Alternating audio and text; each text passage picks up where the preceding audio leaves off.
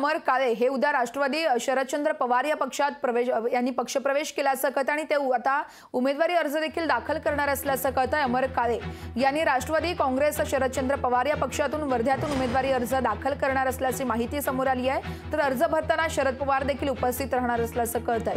अनिल देशमुख यांची ही माहिती असल्याचं कळतंय। तर अर्ज भरण्याआधी शक्ती प्रदर्शन देखील केलं जाणार असल्याची माहिती आहे। तर अमर काळे उद्या उमेदवारी अर्ज दाखल करतायत। त्यांनी काही दिवसांपूर्वीच राष्ट्रवादी शरदचंद्र पवार पक्षात यावेळेस पक्षप्रवेश केला होता आणि त्याच अनुषंगाने आता शरद पवार यांच्या राष्ट्रवादीकडून त्यांना वर्ध्यातून उमेदवारी दिली जाण्याची शक्यता आहे आणि त्याच अनुषंगाने ते आता उद्या उमेदवारी अर्ज दाखल करणार असल्याचं कळतंय।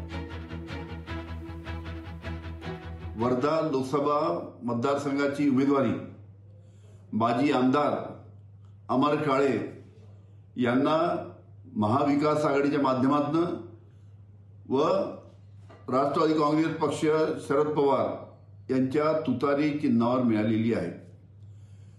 अमर काळे हे 2 एप्रिल रोजी म्हणजे मंगळवारी आपला उमेदवारी अर्ज माननीय शरद पवार साहेबांच्या उपस्थितीत दाखल करणार आहेत। माननीय शरद पवार साहेब अमर काळे यांना आशीर्वाद देण्यासाठी 2 एप्रिल रोजी वर्धा येथे 11 वाजता येणार आहेत। आपण मोठ्या संख्येने सर्वांनी 2 एप्रिलला 11 वाजता फॉर्म भरण्यासाठी उपस्थित राहावं ही विनंती। लोकशाही मराठी ऐका, पहा, जागरूक रहा।